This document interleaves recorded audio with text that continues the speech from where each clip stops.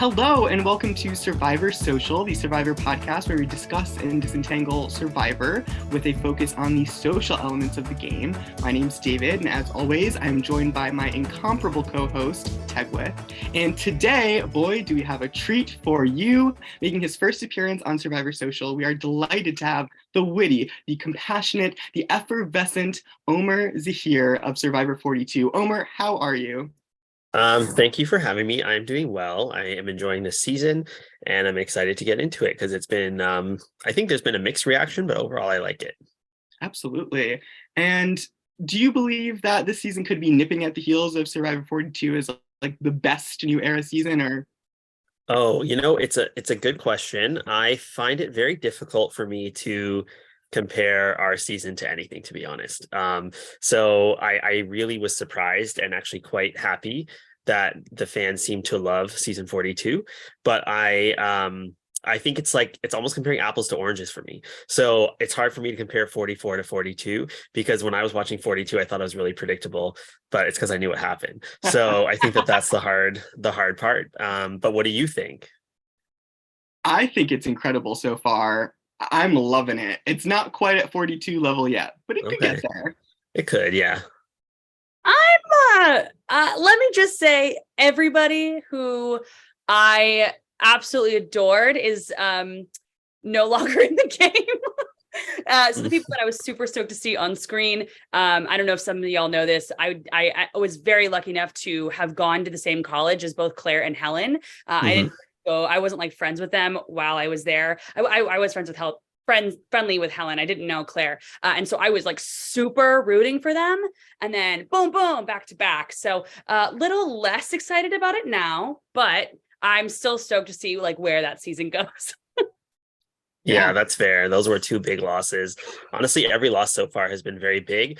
And I don't know if it's just a reflection of the whole cast being very good or the editing doing a good job of connecting us to each person. But every week is like a part of us dies. Very well said. Well, let's get into that. Let's round up the firing squad. But before we get into that, make sure to like and subscribe to Survivor Now on YouTube and Spotify. And if you have any hot takes of your own that you want to be heard, send us a message at survivorsocialpod@gmail.com and we'll read them right here. Speaking of which, we reached out to the public. They knew we were having a special guest with us this week, and they sent in some questions. So first, we have a question from Melanie who asks, Omar, if you could take someone out of a season of Survivor and replace them with yourself, which season would you choose and whom would you replace? Oh, very interesting question. I think that I would have wanted to be on Survivor David versus Goliath because that seemed like a very good fit for me. I feel like I'm a David in real life. It was one of the best seasons of all time with one of the best casts of all time. And I think if I had to replace somebody, I probably would replace the redacted winner because I would have gotten along with everybody else on that tribe. So, and I think that, in terms of like age and not profession, but like, a lawyer, veterinarian, they're both professional jobs, roughly the same age, both super fans. I feel like I would have gone in a different direction. Nevertheless, like I think that would have been a good spot for me. That's a great choice. I would have loved to see you on David versus Goliath. That would have been a blast. I would have loved you to be the winner of David versus Goliath. Let me just say. Or I guess the other alternative is maybe I should have been on when there was the One World South Pacific Redemption Island era, because I think that would have been easy. That's a very good point. That would have been easy. Tegwyth, what about you? Oh man. I feel like, I have 40, honestly, I think I would want to be on 44 and I would be in Bruce's spot just because I want to be at Ponderosa with the 4 people there. Maybe that's not the best answer in the world. But I think that is the correct answer for me in this moment. That's fair. I respect that. I Is your think head okay in the situation? I wouldn't care, but no, I've had two concussions so far. What's a third? Good I point. Good respect point. that. I think if I had to choose, I would have to say Guatemala. I'm switching out with Rafe because I would have done exactly what he would have done, except I would not have lost that last immunity challenge. And then I would have sat next to Stephanie at the end, and then I would have won. Wait, you would have kept around Danny, even though that didn't make any sense. That's true. Maybe cut her a Very good little point. earlier. That's fair. I mean, the first time she did get an advantage and she won that immunity challenge because of the advantage. So yeah, but that's true. Maybe cut Danny, keep Judd around. Maybe I'll go Or to the end. Lydia, like she should have gone at 4, I think. That's true. But didn't they say they thought she was a jury threat? But anyway, we didn't see any of that. Regardless, bring back Doubt Lydia. it. Our next listener question comes from a good friend, Mikey Pow. He asks, "What tribe would you most want to be on if you were on season 44?" On this season, I think that I would have most wanted to be on Soka. I think that Tika is obviously bomb television, but it's a bit all over the place and not the physically strongest tribe. And so I would not want to go to tribal so much early. I think that Ratu is also full of players that are kind of going in their own direction, and it's a little harder maybe at least from watching to corral them all. Whereas I feel like Soka was full with a bunch of people that were kind of level-headed, that were people that were similar to me, and I think that I would have gotten along well with pretty much all of them. So I think that would have been a great spot. That was stable, and they win challenges a lot. Very smart answer. Copy and paste. Copy and paste honestly. for me. Soko is the spot, because like going into the season, also I don't know if like I'm pretty sure there are 3 or 4 other people are like either triathletes or like iron. They do like the iron whatever. So like please surround me with them. That would be great. So yeah, copy and paste, same answer. And you've got the showmans to sort of buffer you, and you can throw them under the bus if need be. That is a good answer. That's true. I don't know who I would replace though. I feel like either Matt or Josh, but I'm not sure. Either way, like if I replace Matt, there's no showmance, I guess, or maybe you never know, but there probably is no showmance. But it would, but I don't think that a showmance is that threatening on Survivor anymore. I think it's actually a good shield, to be quite honest, because in this era, everybody can be a threat, but 2 people that are connected, that are protecting you, is like the best possible thing to. And it's like, if you have one, you have both. That's great, I think. Absolutely. And if you're Franny and the other person doesn't have a vote, they might be the target before you are. So definitely not a bad thing. Very good. And then our last question comes from Drew, and he asks specifically to you, Omar, what was your audition video like when you applied for Survivor, and what did you do to catch the attention of casting? I did 2 audition videos. The first one I think was not great, because I was just like, I'm gonna shoot something in 3 minutes, gonna make it start to finish and just send it off and hope for the best. And I think I also didn't really get what they wanted. I was in kind of a lower place in life and like not really happy with my job, and like there's a lot of stuff going on with my family in terms of like sickness. So I wasn't like at my best. And so I'm like, oh, you know what? I really want to be on the show to like get away from my job. I'm going to blindside them and leave them for 2 months. And that's not really the energy I think that they want. They want somebody who like really loves their life. And this is something that's enriching. It's not something to kind of get away. And then I didn't really have that feedback though. But the next year I applied again, and I was kind of in a better place, and did more of like a cut as opposed to like a run through, and kind of combined different aspects and kind of went for it. And then the feedback that I got from it was that I needed to like explain how I would play the game more, because I just talked about my life. And so I would kind of, and then the revision tape was more like focusing on how my job related to my gameplay and like all of that sort of stuff. And also I chugged a bunch of Diet Pepsi, so I was like super like a level 15. And I watched it recently, and I was like, I'm not really like that I'm like that maybe 2% of the time, but I was like here. It was very weird to watch again.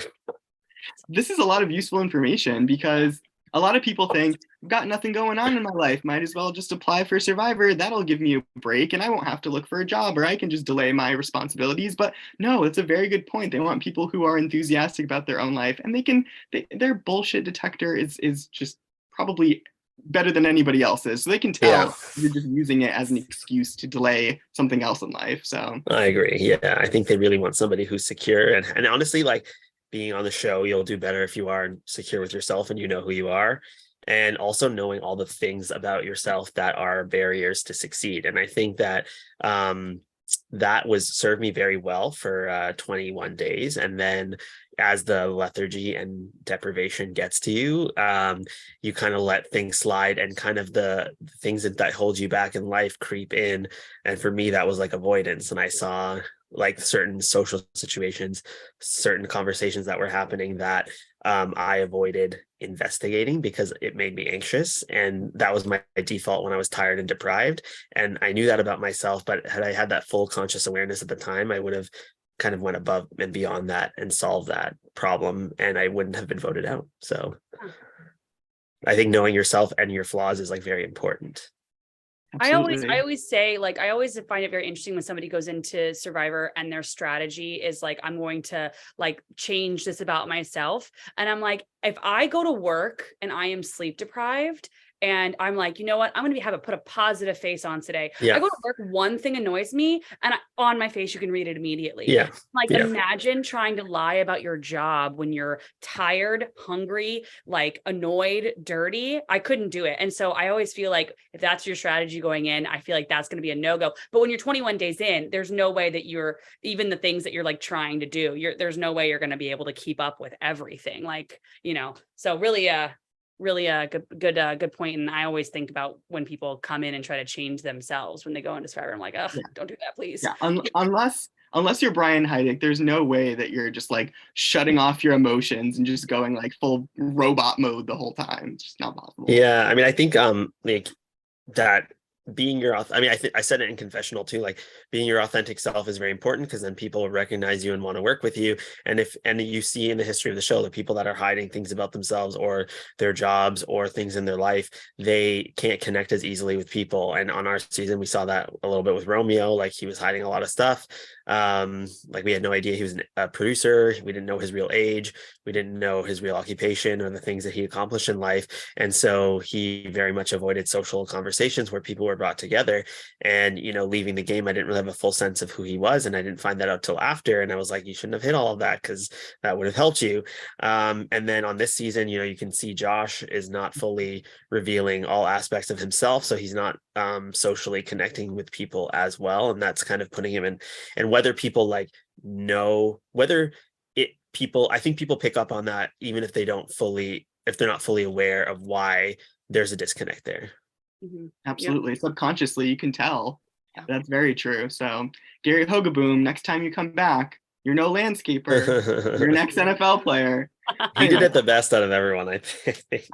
I agree. Anyway, let's jump into this episode. We start Soka Beach, doing yoga, led by Franny. Heidi and Danny decide that they want to align with Franny and Matt and blindside Josh. Little do they know that Josh is going to, switch things up for himself, which I know we're getting a little ahead of ourselves here, but what do you think the rationale of Soka was to choose Josh to be the one to go on this adventure, knowing full well that he could potentially get an advantage? I'm not sure, because I think that he, if maybe they were hoping he would lose his vote, because it seemed like Matt came back and was not super happy about that, or maybe Josh was so adamant about going, and then maybe the other people didn't want to put a target on their back. But I think it is definitely risky. Yeah, I feel like if people are, they're going off of what has happened in the past, and you have seen people go lose their vote, they get an advantage, but they don't really know. Like, obviously Soka does not know what that advantage is, correct me if I'm wrong, because Matt lost both votes, so there's no way that they would know what that advantage could be. And so I mean, maybe they're hoping that it's not an idol, maybe it's just something on the lower end. But then also, if you think about it, you send Josh, even if he does get an advantage, it still paints a target on his back, because if you think that this person might have an advantage, then, easier target to get out if you lose the challenge. So I think that it's maybe a good choice. And then the fact that I think the two pairs didn't want to break up the pair. So what if that pair loses his vote? What if Franny loses her vote? And then there's two people in that pair that don't have a vote. I think it was just like the lesser of three evils. And I think it just ended up being the best case scenario for them. And I do think that ended up being the best case scenario for Soka in general. Yeah, that's a good point. I agree. And then we move on to the most exciting tribe, the one that just gets me going, Tika. They notice that there's the bird cage has been tampered with. There are these two red sticks like woven into the cage in the shape of an X. And Carson immediately thinks it's someone from the tribe. And immediately we hear from Carolyn, it was her. And go look for the X elsewhere. And that being the fake idol. So long story short, Carolyn hid the fake idol in a log, and she put the fake X, and she hid it while people were asleep. Omar, how would you feel about doing something really like bold and daring at night? How willing would you be to do that on a scale from 1 to 10?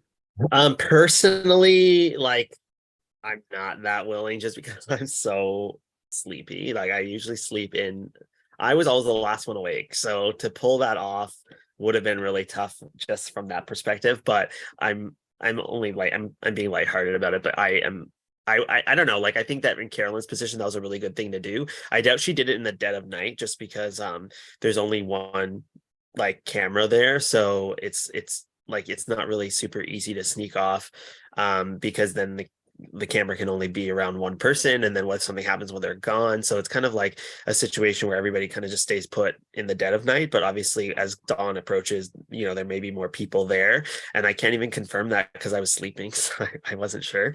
But I'm assuming that's around when it happened, or sunset, because there's still a bunch of different people following around at that point in time.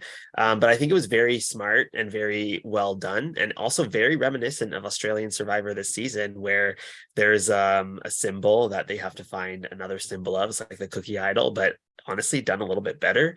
And it's just funny that was done without even knowing that happened. But I thought that it was very ingenious and very clever, and I was very impressed.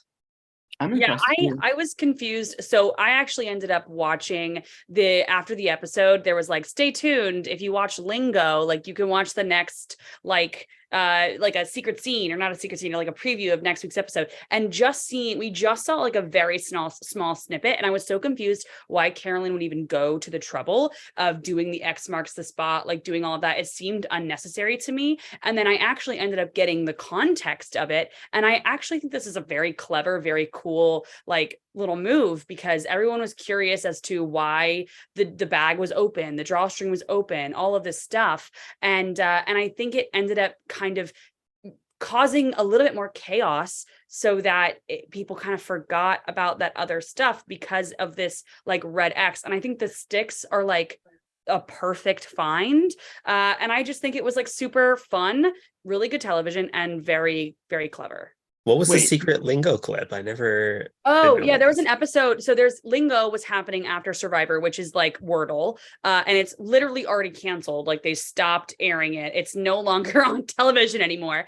And after the episode aired on CBS last week, they said, stay tuned. There's going to be a extended preview of next week's episode of Survivor. And we had to watch like 15 minutes of this Lingo episode.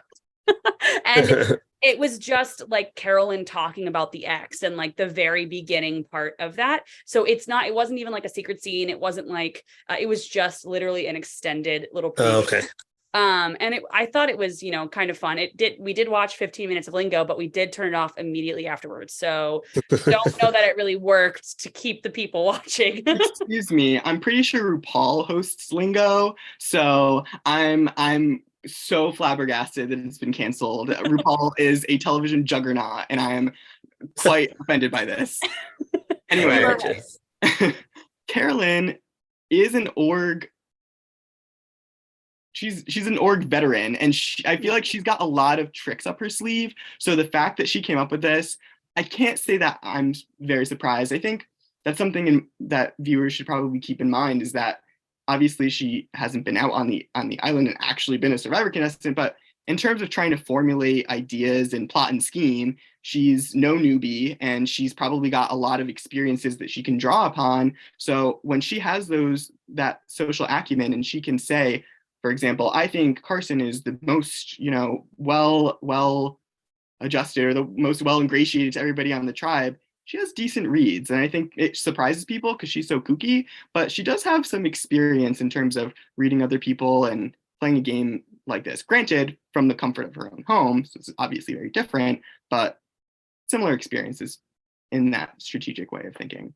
I mean, I think people really need to like understand now that the casting of the show is very different than it was before, in that, they don't really cast people that can't win for the most part anymore. Like, everybody there knows strategy to some extent and knows what to do, even if they don't seem like they know what they're doing. And that has been the almost like the lesson of the new era, is that these people that are larger than life and that are distracting from a personality perspective, usually those people like Coach, like Philip, like Debbie, they don't, although Debbie had some strategic chops, and Philip and Coach did their multiple times out as opposed to their first ones, but initially at least they didn't really know like what they were doing. But people now, even if they have a big distracting personality, do. And if you don't realize that or underestimate that, that's when you'll get cut. Like Marianne had I know when she started crying when Jackson left, like sobbing,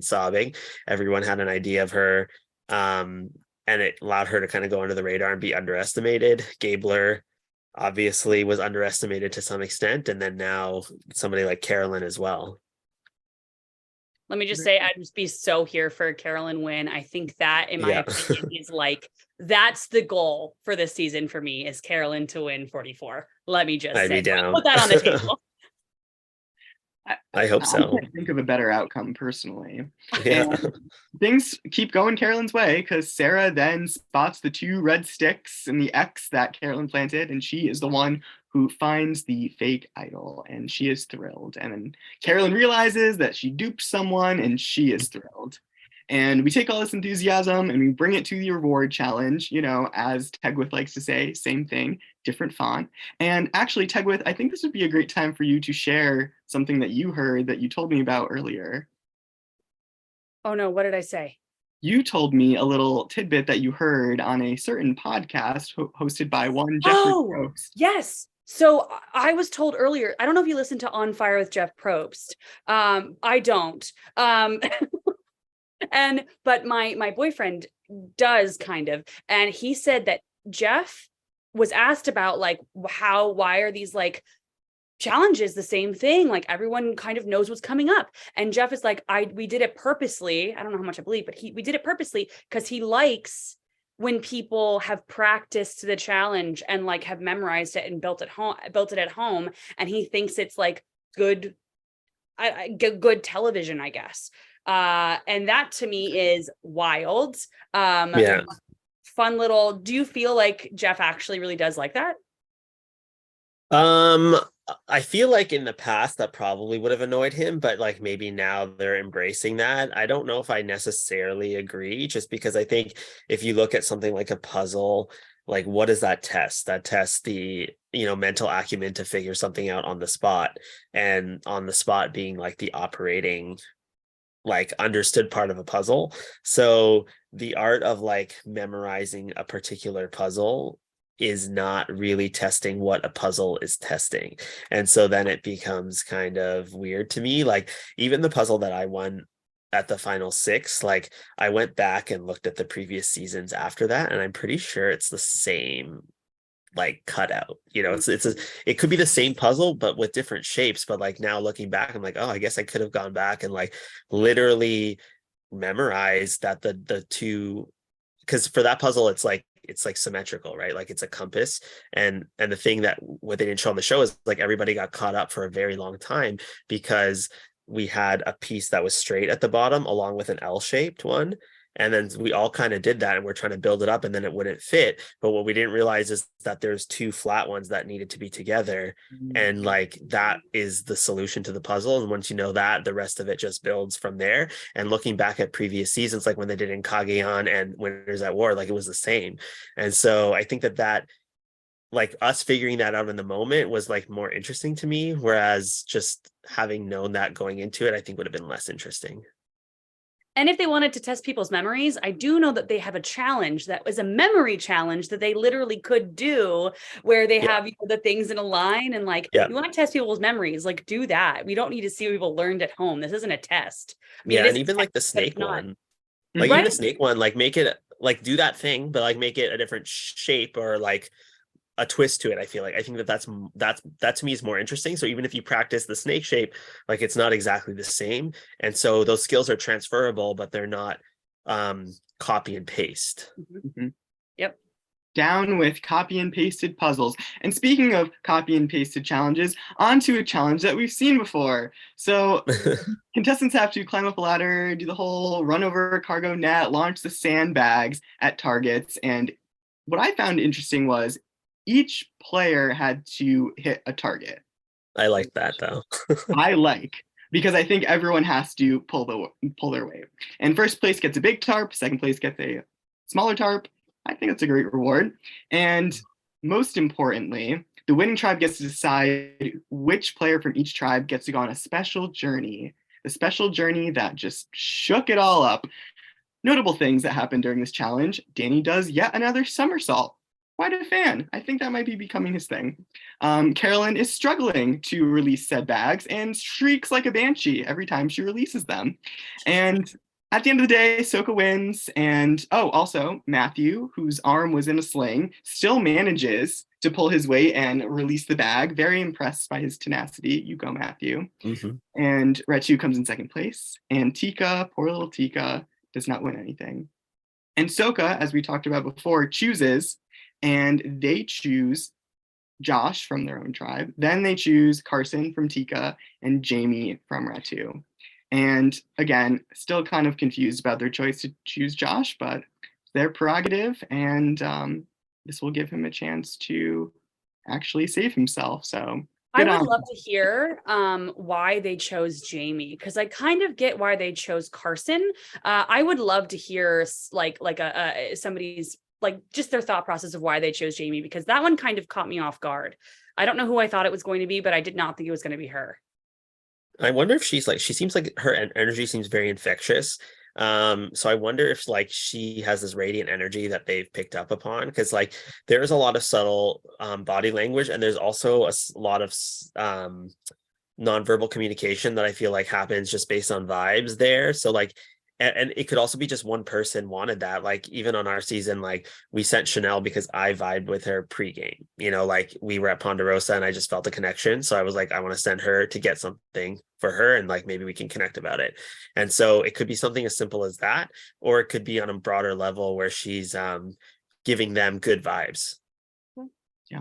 That's a good. I would assume it's a good thing and not a bad thing, but I guess that's the other side of things. Like maybe they're like, let's put a target on her back. But I think that's a weird choice for this early in the game. I agree. Yeah, I think so too. And how do you feel, Omar, about the fact that these little ventures, these special journeys, have changed to the point where, especially the first time they had to go this season, you had to risk your vote? How do you feel about that?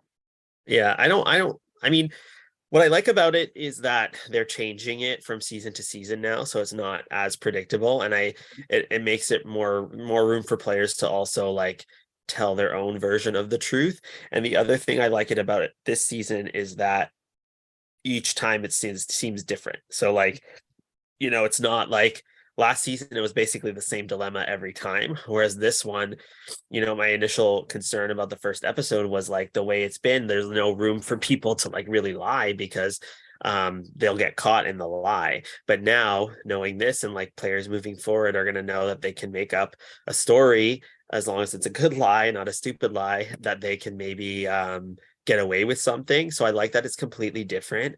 I don't love the no choice aspect to it, but also there's a choice in whether you go at all to begin with. So I don't hate it as much. Like you truly don't know what you're getting into when you decide to go on that journey. So if it's something that you don't want to do, then you should not go to begin with. So I have less of a problem with that.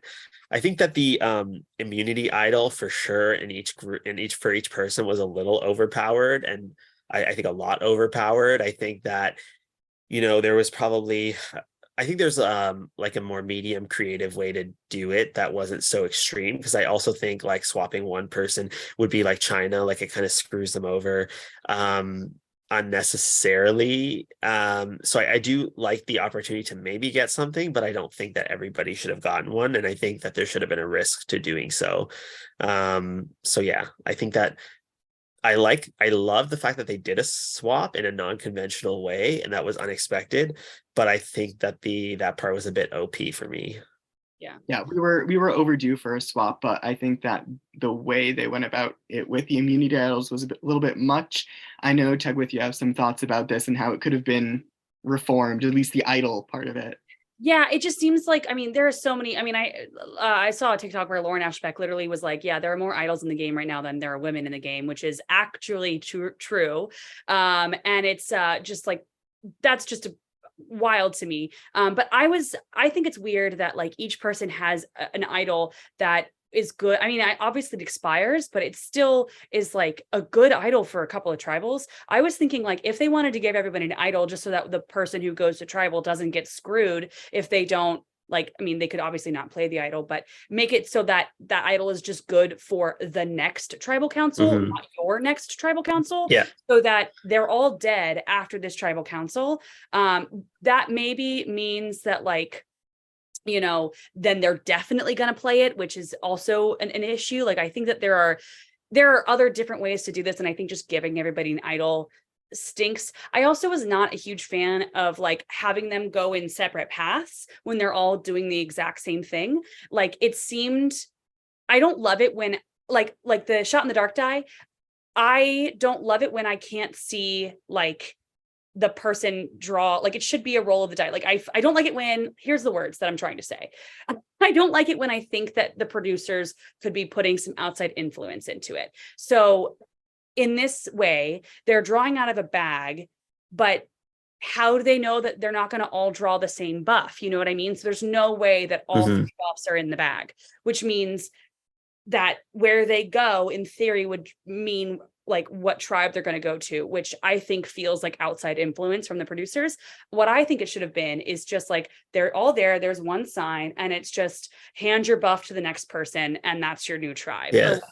Something where it's, obviously it's not going to be a luck of a draw, but we all know it was not going to be a luck of a draw, because what if they drew the same tribe, or what if whatever it is, I don't know.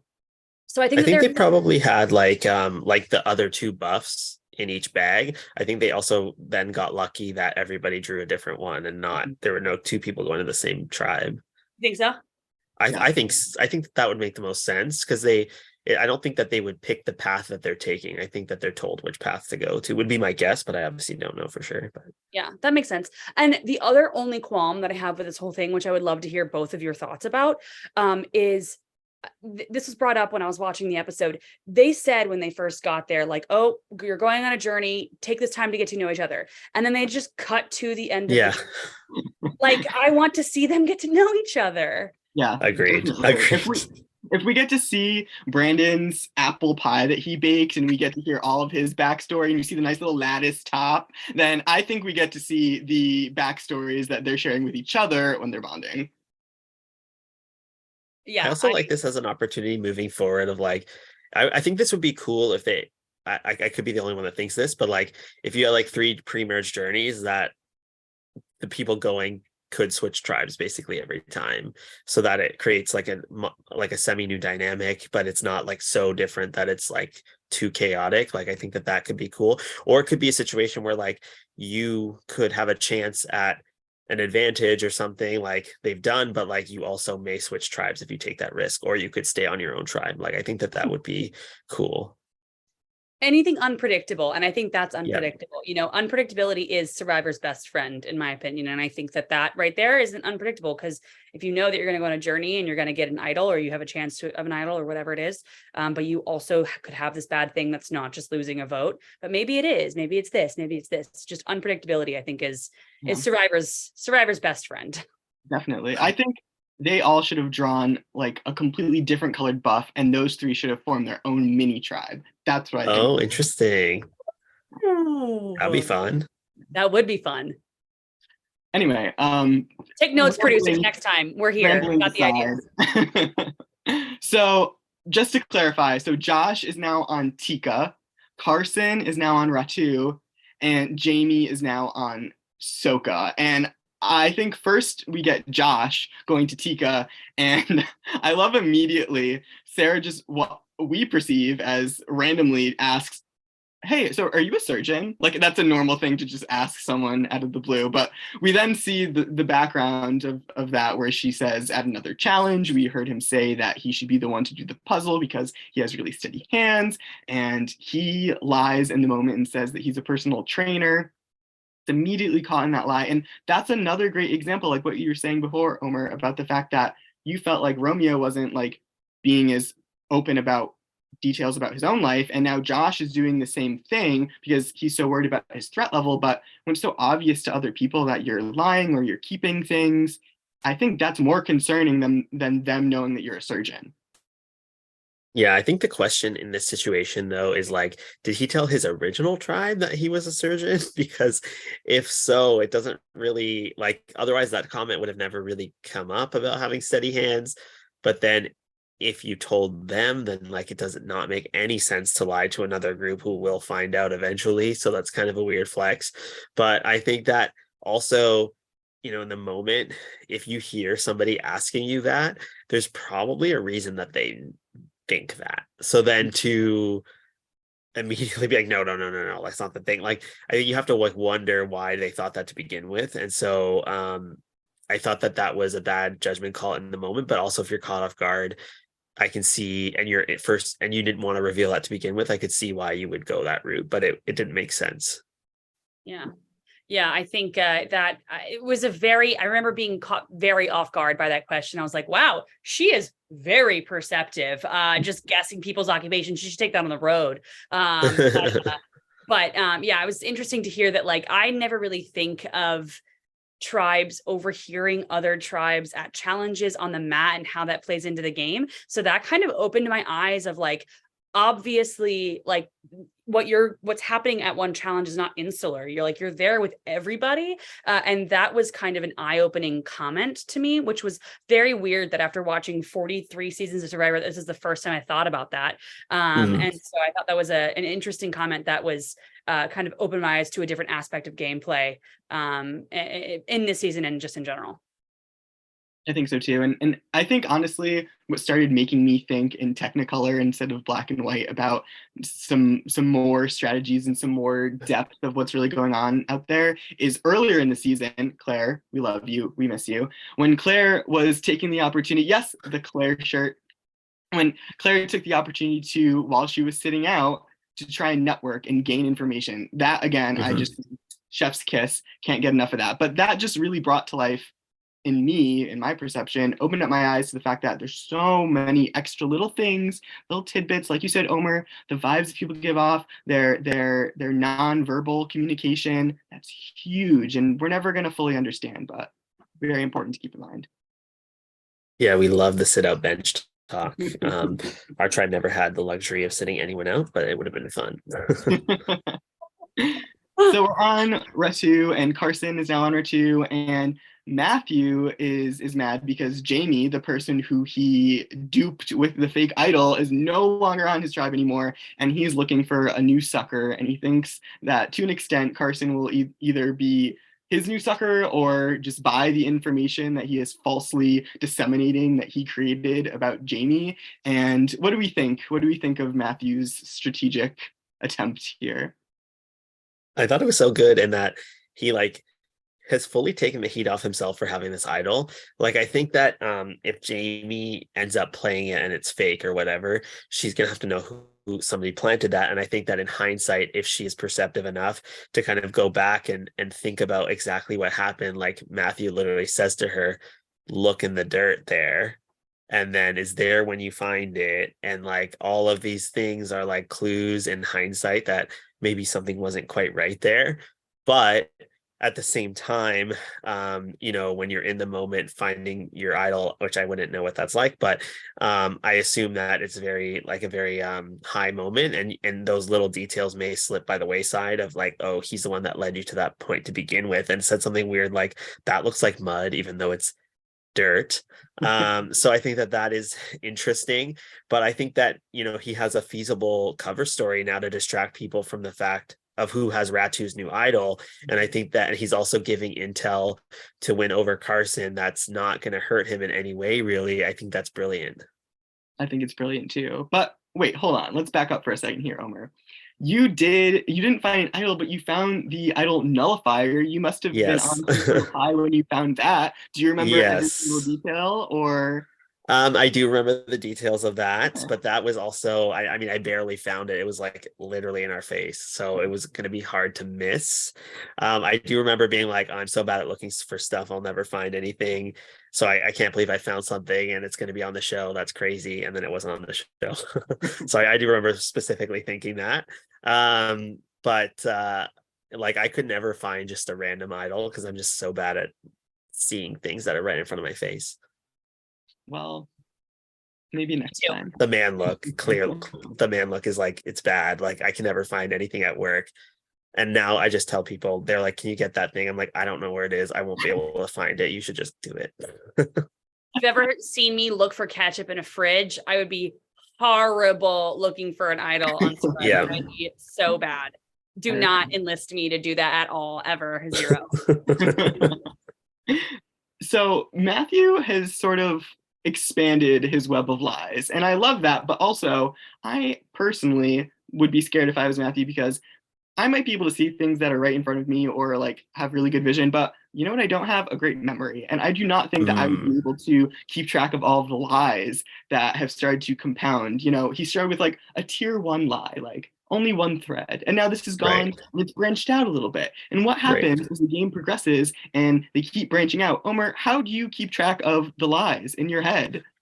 I think that that's a very good point. I think it's very difficult to do. I think for me, I was telling a lot of lies during the game, as everybody honestly is, but I think the thing that made it easy for me was that on an everyday basis, I have to work with like different patients completely. So you may have like a snake and then a bird, and then you may have 4 different rabbits, but they all have different problems. They're all on different medications. They all have different diseases. They all have different owners. Each owner has their own personality. Each owner has their own financial capability. Each owner has their own realistic expectations or unrealistic expectations about the situation. Each animal has a different reaction to the drugs they're on. Like, you have to keep track of so many different things in a day.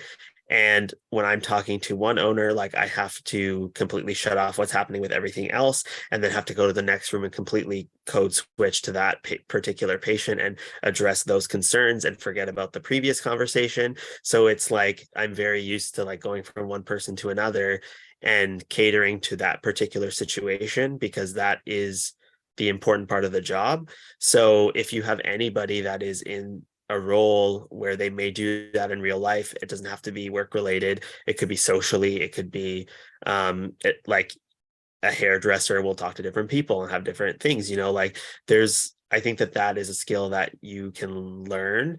But it also takes practice to like think about things from other perspectives. And if you're caught up in your own, then keeping up with that sort of thing is very difficult. Yeah, absolutely. And to switch at the drop of a hat, very difficult. And you know what? On Survivor, you have the benefit of not having doors. You have to open the door, and then you see who you're dealing with, and you have to you have no idea. You can't like even use the time that you're walking over to approach them to try and think about it. And you know who's actually doing that really, really well, I think, is Carolyn.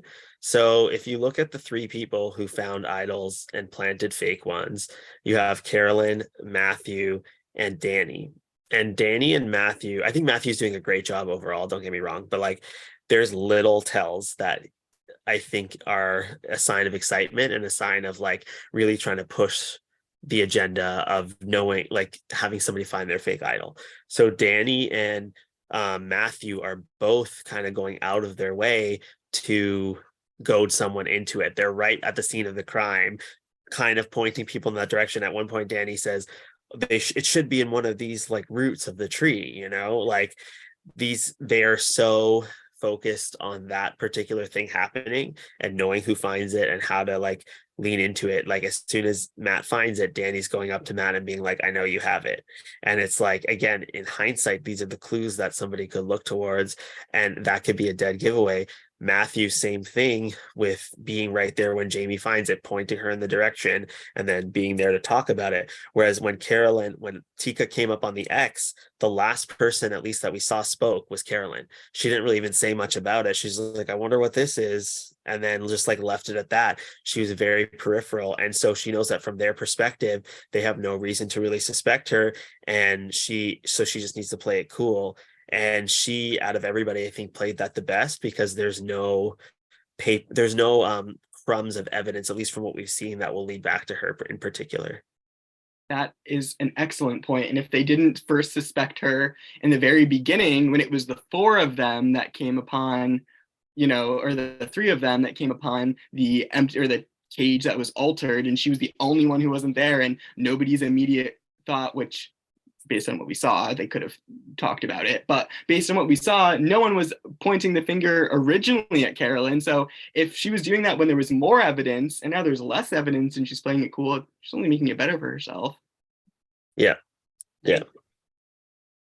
So there we go. Immunity challenge time, which before we get into the immunity challenge, they say it's a ray, but I'm not sure if it's a ray or a skate. I don't know the difference between rays and skates. Omar, which one? They're all in the same family. I think skates.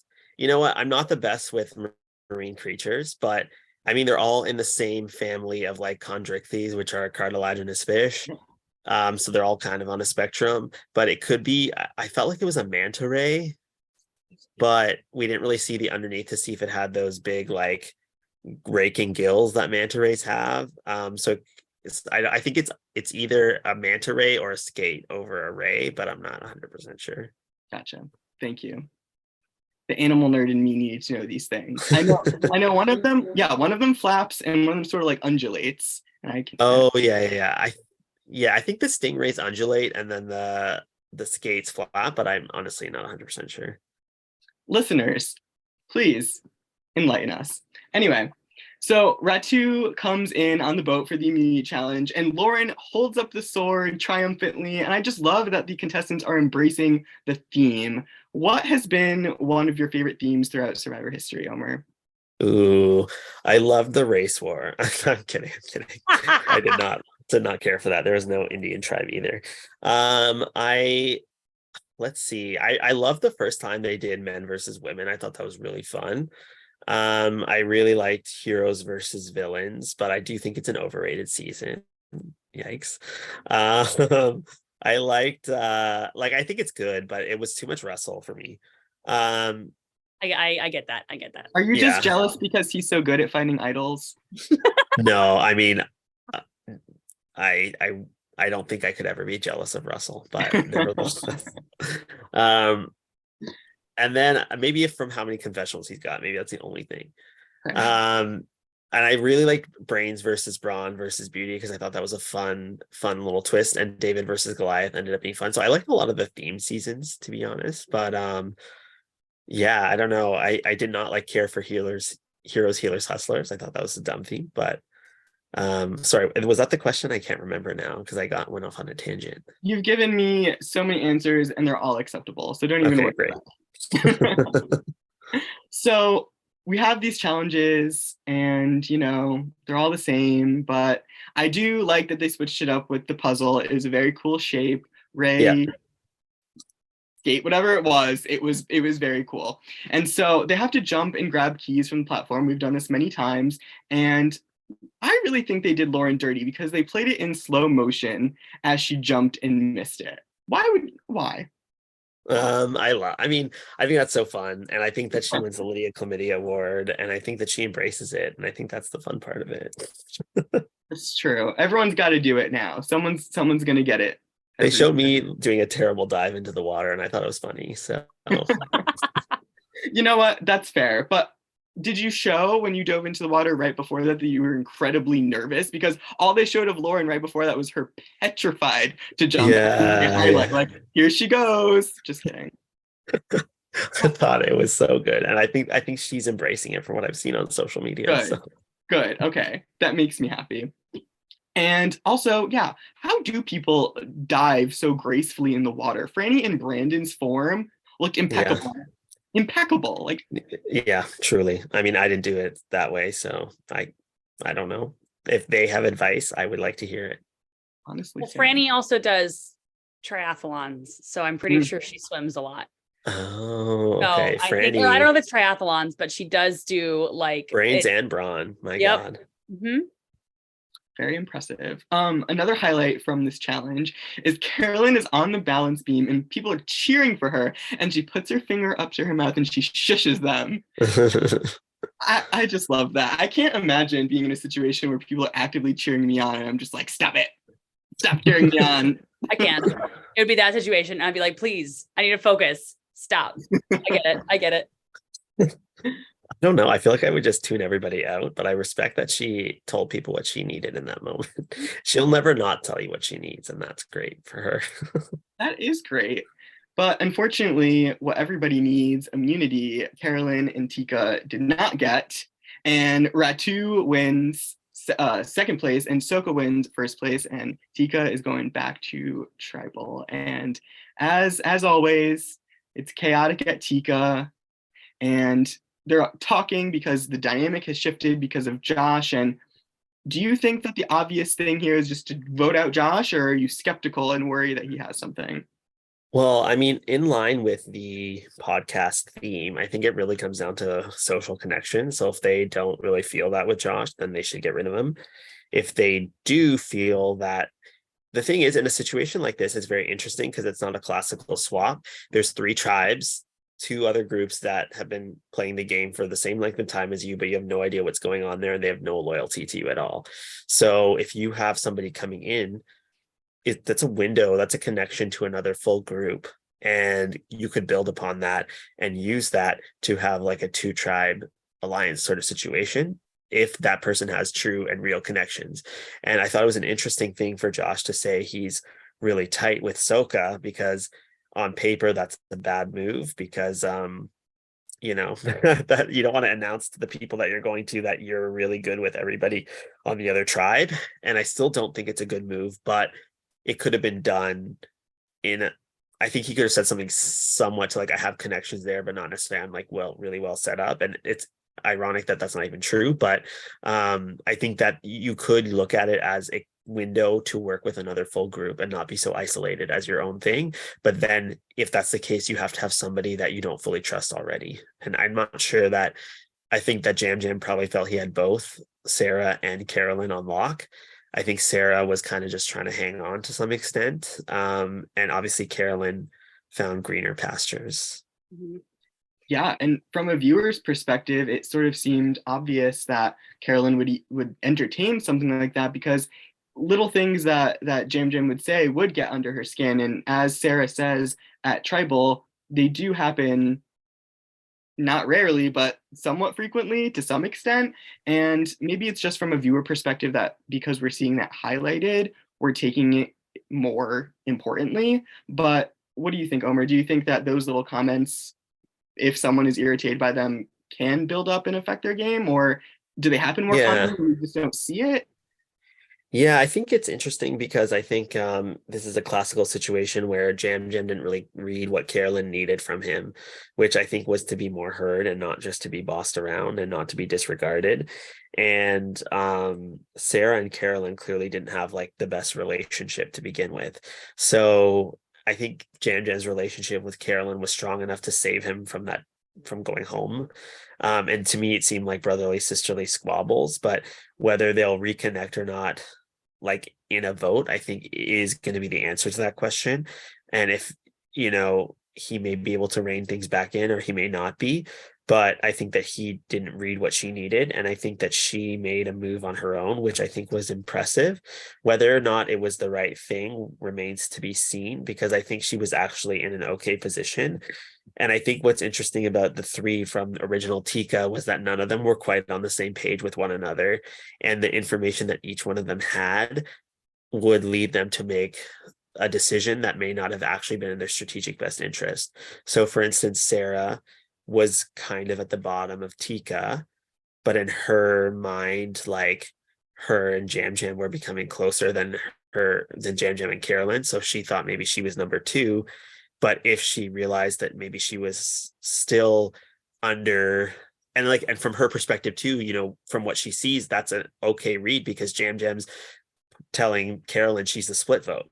So then in Sarah's mind, if Josh plays an idol, Carolyn's going, Jam Jam's protecting her, so maybe she really is number two. But what she doesn't know is that Jam Jam also knows that Carolyn has an idol. So even if Josh plays the idol and Carolyn's the backup, she just has to play her idol, and then Sarah goes on a revote. And Sarah doesn't know that. So based on what she knows, it makes sense to stick with Tika. But based on what she doesn't know in the whole picture, it probably makes sense for her to flip to Josh. And so, like, you can look at each of their positions like that, and they don't have all the information, so they're not making the optimal plays. And I also just think it was interesting, like, my whole perception of all of that was that from a viewer's perspective, while it did seem like, I think you said it really well, a brotherly, sisterly kind of squabble, I was confused as to why, like, Carolyn was going to go for Sarah rather than Jam Jam. Not that I want to see Jam Jam go, but if Jam Jam is the one that you're having the problem with, maybe not a problem all the time, but like if you are always the decoy vote and it is this person's idea, I was confused as to why he wasn't her target, and rather Sarah was the target. And maybe I'm forgetting, did Josh say that he wanted to go for Sarah, or was that Carolyn? I can't remember. I feel like it's probably Carolyn's decision. And also in all of Sarah's exit press, she talked about how her and Carolyn didn't really have the best relationship because they didn't really connect in the same way. And I think that, Carolyn's very expressive, whereas Sarah's very reserved. And so she felt like maybe Carolyn never wanted to work with her. So maybe Carolyn feels she has a better working relationship with Jam Jam, which is probably true. So Sarah's then the easy vote, I guess. But that's what it sounded like based on exit press. Yeah, well, regardless, we know Carolyn is going to always speak her mind, and I appreciate that. And she's also going to take her game into her own hands, which I also appreciate. So we get to Tribal, and right off the bat, Josh is again reiterating the fact that he was in a good position before, and now he's at the bottom of the barrel here. Maybe not the best thing you want to keep emphasizing at every possible opportunity, but obviously it doesn't go too horribly for him, because he does play his idol. But before we get into that, I'd like to dig into the whole "bye Felicia, I'm Felicia" moment. Outrageous. It was so funny. Can I just say, so I watched the episode last night, last night with Brian Corden, and Brian we saw that the title of it was "I'm Felicia," and Brian literally said, the only people on this tribe that I can see say, or on this season that I think say this, he literally says Carolyn and Jam Jam. And the fact that he called it and it was both of them, just iconic behavior. And I just thought it was so funny that, like, before, I'm pretty sure he called it before the episode started. It was incredible. Wow. It was incredible. Wow. And the fact that it didn't happen until Tribal Council, just pure gold. Great read. Right? Yeah. It So is funny. I thought they were like selling it so hard that they wanted to work with Josh that it was obvious that they did not. Mm-hmm. I don't know if you've sensed that, but also that's the edited version too, to be fair. But yeah, it did come off a little bit much. I mean, just the scene in the jungle prior to Tribal where Sarah just says, "We want to work with you. We do." And something about just the way she said that and the inflection in her voice, I was like, come on. yeah. Although I guess he kind of bought it until Carolyn broke the news, but Yeah, this really was Carolyn's tribal council. it was. It was. Do you guys I think she made the right move? Yes. I think she has to trust her gut, and I think that Carolyn is someone who trusts her gut a lot. And I think if her gut is telling her that she isn't going to be able to work with Sarah in the long run, and that she just kind of didn't need to take the power back a little bit, I kind of trust that she knows what will be best for her in the long run. I don't know that I particularly think that way for a lot of Survivor players, but I think in this particular case, I think the bridge she built with Josh is maybe a stronger bridge than if she had just continued to fight with this relationship that maybe wasn't going to happen with Sarah, whereas she felt like she could actually work with Josh. So I actually think, yes, that this was actually a good-ish move for her. What if she voted for Josh too, but knew what was happening, like then she can still be in Jam Jam's good graces. Like vote for like she knew that Josh was going to vote for Sarah if he was going to play an idol, so that that would have to you would have to trust that Josh would trust that you are telling the truth. Does that make sense? Yeah. I don't want to spoil Australian Survivor, but we kind of saw something like this in this season of Australian Survivor, where somebody outright told somebody what was going to happen and they didn't really trust that person's word, and then they ended up not doing what needed to happen in order for that move to happen. I'm trying to be as inconspicuous as possible, but you just really have to know, you have to trust that person trusts you. For sure. And maybe she wanted it to just be more cut and dry and more of a I'm going to do this now and ask for forgiveness later, thinking that brotherly sister relationship can give forgiveness, maybe.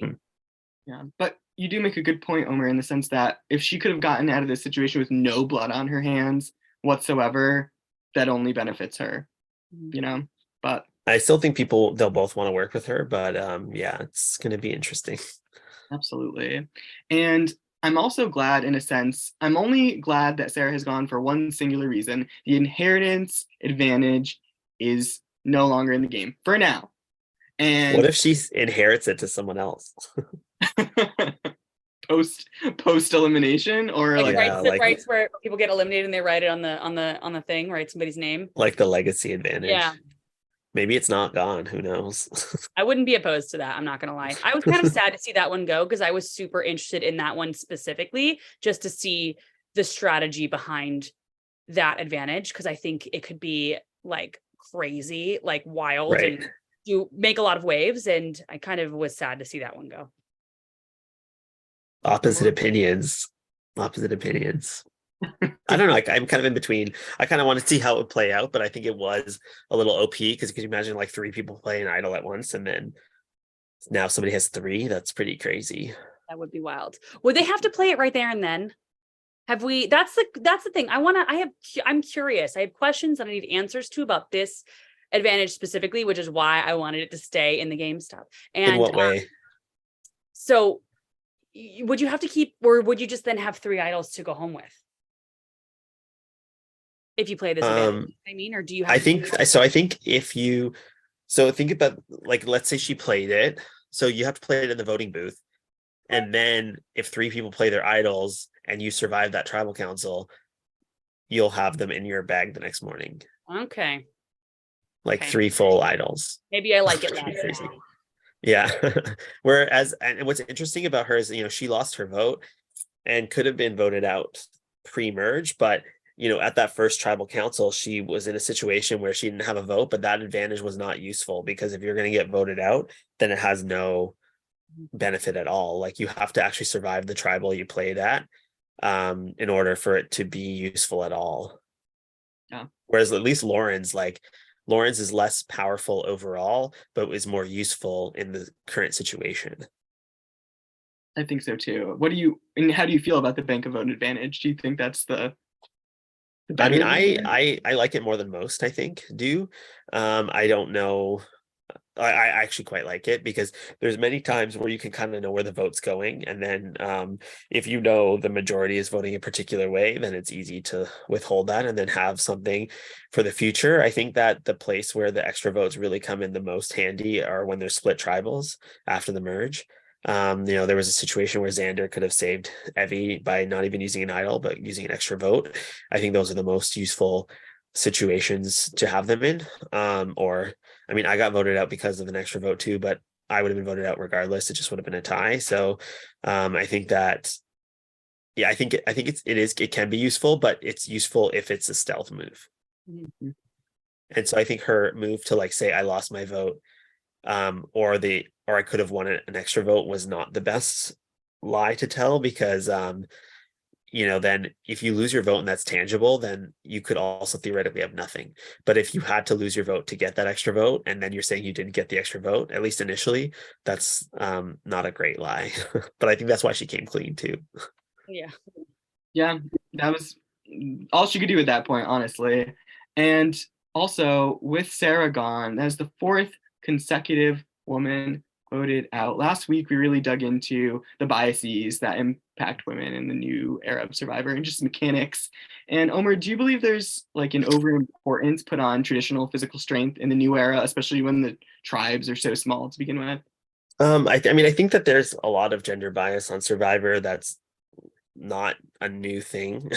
I think that's been happening since the start of the show, and that's also why there is so many more male winners than female winners. And even like dating back to early stages of the game, let me try to think of an example, but like, I think for instance, Dawn, I think is a very good example, in that Dawn, and I mean, obviously Dawn had some flaws in the game, and from some perspectives, I see like, if Brenda really thought you were going to leave the game unless you saved her teeth, and then her saving your teeth, and then you still voting her out, like that may cross a line. But at the same time, people like Dawn can make these moves and face a lot more heat for them than somebody like Cochran will face for doing the same things, or similar things. And I think that in general, not to make it a philosophical conversation, but I think that, there is, in the history of like Western society,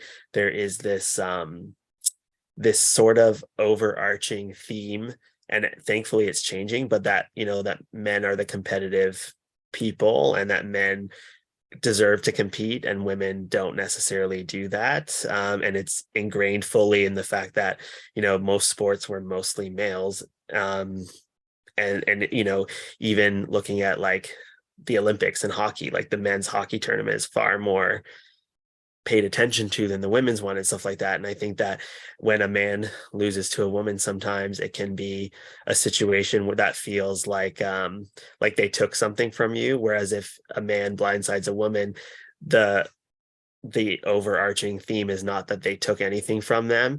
And I think that that's a societal thing that's happened for a long time, and that's why women have had a hard time on the show.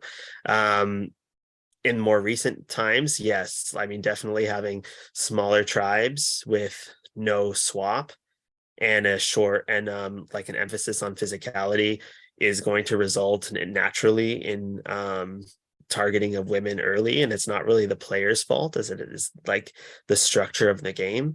But I mean, Survivor's always had very physical challenges. I think the difference is that, before it wasn't always the same format that was repeated multiple times to where it became so predictable into how you should play.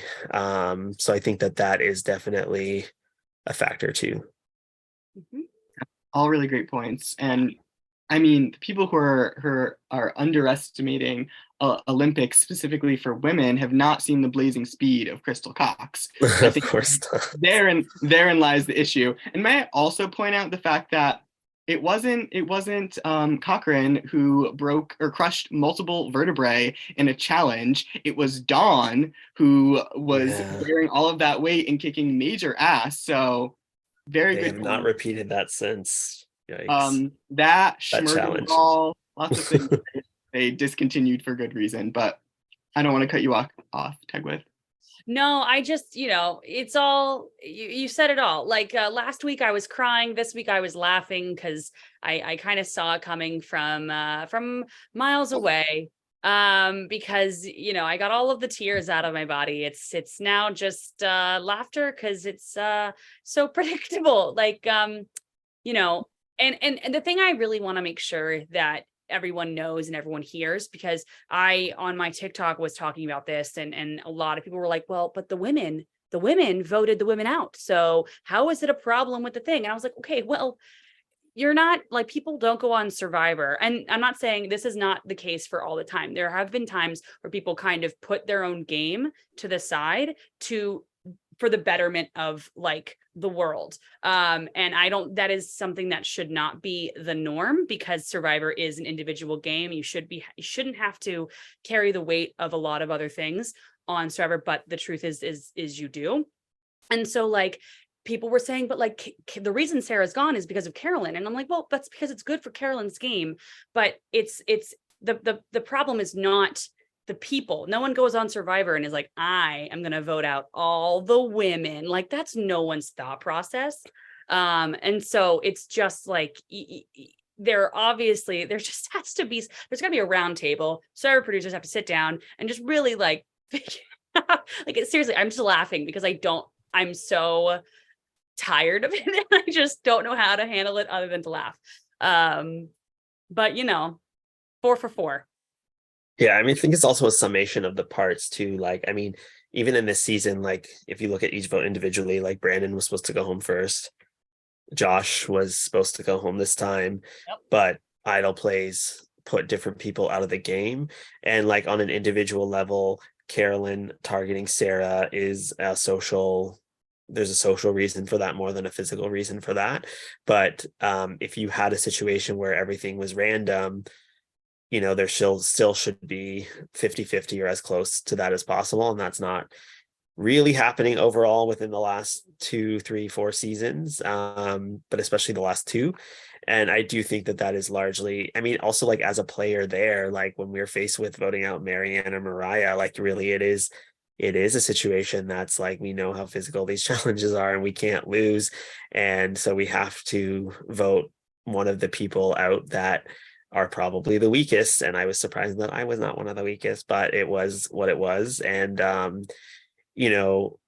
it's hard, but I think that the solution to it is changing the game structure multiple times. And also, things happen cyclically and you don't see the efforts till later on. So, like, you had Marianne Gabler winning, and then, who knows, maybe Carolyn will win, maybe somebody else that's a big personality will win, who's to say? But, like, the effects of people playing that this time, they didn't know that Gabler won. They didn't know, I mean, 43 didn't know Marianne won unless they read stuff online or whatever. Like, so it's, the effect of that will be in subsequent seasons because they filmed 2 in a row, and these people didn't know a swap would happen.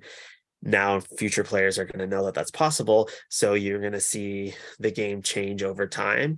But I think that in general, Survivor is best when it is truly unpredictable, and when it becomes very formulaic, it can be a problem. But on the devil's advocate to that is that sometimes you get your best, most shocked reactions when you're lulled into a false sense of complacency. And so establishing a like, even in very early Survivor, 2 full seasons of 8 tribes to merge at 10, then you get a swap. That's shocking. And then 2 seasons later you get a fake merge. That's shocking. So establishing a pattern so that you can disrupt it later is also a good thing sometimes too. So we'll see what happens. That's true. Incremental change, and as you said, it does take time for the changes to really be seen and have that ripple effect. Just like the game is about adaptation, the process of changing the game is also about adaptation, and they're going to do things that work and they're going to do things that don't, and they can't change everything at once. So it's going to unfortunately take some patience, but I hope until we get to a point where this aspect has improved, we don't have, more idols than women continue to be. Wait, did that statistic include actual idols? So Or including it fake? was, yeah, because there are Carolyn has an idol, Matt has an idol, and what's his name, the firefighter, has an idol, and then the 3 people who went so now I think it's tied. Idols and women are now tied because Josh played his idol, because I think that means 5 idols are in the game. Jamie has one and Carson has one, and then the 3 real big ones. Because I think if there are 9 women on this season, 4 got voted out, that leaves 5, right? Yep. Yeah. I think there was tied. 6 and 6 and then 5 and 5 now, but it's Yep. still kind of wild. That is wild. Whew. Whew. Sleep on that. Yeah. Now on to award season. It is time, our favorite time in the podcast, where we award the most and least socially capable players of the episode. The Social Butterfly Award is given to the player that we feel did an exceptional job socially this week. And Omar, I'd like to have you start if you want. Is there anybody you think played exceptionally socially? Yeah, I mean, I think that I would have to go with Matthew because out of all 3 tribes, Ratu's really the one that embraced their new person rather than targeting them off the bat, and he's taking it as an opportunity to gain an alliance as opposed to isolate them. And he's really the only one across all the tribes, other than I guess Carolyn to some extent, but she was also alienating her own tribe in the process of doing that. So I think that Matthew played the best socially this episode. And then I guess the least, I think it probably has to be. It's hard because I think that everybody on Tika, all 4 of them, did things right and did things wrong. But I think that because I'm gonna have to give it to Josh, just because it seemed that there were misreads on both sides of the aisle with original Soka and the new Tika tribe, and Carolyn did come in and kind of save the day there. But with Carolyn, she isolated some of her tribe with the decision that she made, but made a new friend. Jam didn't really read what Carolyn needed from him and has isolated Josh, but was trying to rally his tribe and was good with Sarah. And then Sarah, was trying to make amends and bring her team together, but then didn't fully have Carolyn or Josh. So I think that they all did good and bad. Mm-hmm. I agree. I agree. I think I'm actually going to have to agree with you on Matthew. I don't even remember who I was going to do originally, but I didn't think of Matthew. And I think you convinced me, because you are correct. He did reach out to Carson. He's using his knowledge. He's using his plant parent alliance as kind of getting him further with other alliances. And I think that shows some good social acumen. So I think you're right. I think Matthew is a very good winner for this week for me. And then in terms of my struggle bus driver, I actually think I'm going to go with Jam. And I'm not saying because I think he actually did the worst socially this week. But it's almost like I had him so high up that I didn't think that he could, make somebody feel like how he did to Carolyn. So much so that she voted against him. I think that shows a lot of how putting her out as the default in such a way, made her even go with somebody brand new. And I think that is why I think I would have to go with Jam this week, for me personally. All right. So in summary, we're all in agreement about the Social Butterfly Award. Congratulations, Matthew. You didn't even need 2 functioning arms to be able to win it this week. So it just shows that everybody is capable. And, we saw Jamie, who was the first driver of the Social Struggle Bus for us first week. And then last week, she won the Social Butterfly Award. So anything can happen. And I am in agreement with you, Omar. I think that Josh is the best choice for the Social Struggle Bus Award. And you know what? There's always room for improvement. He may not have an idol in his pocket anymore, but there is still time to gain capital in a social way and an advantage way. I mean, 5 advantages or 5 idols in the game. Everyone should just start with an idol at this point. I mean, let's be real. That would be wild. Really. You get there, you get your water bottle, you get a little note in your bag. You get your water bottle, you get your bag, and you get a little note saying, here you go, have an idol. Everyone has one. Go for it. Season 45, it's coming for us. Thank you so much for tuning in to Survivor Social. And most of all, I want to thank our incredible guest, Omar, for joining us and providing his insight. It has been an absolute pleasure to have you with us. Thank you for having me. Yes, thank you so much, Omar. It's so much fun talking about this season and everything going on. And I love to get an expert's insight, someone who has 411 who's dialed in. So really, really thank you so much. It's such a pleasure talking to you. Thank you. Thank you. Thank you for having me. Thank you. And make sure to like and subscribe to Survivor Now on YouTube and Spotify. And we would love to have discourse with all of you. So please message us and email us at survivorsocialpod@gmail.com. And we'll read your questions here. And thanks again for listening. And we will catch up with you, our fellow Survivor Socialites, next week here on Survivor Social.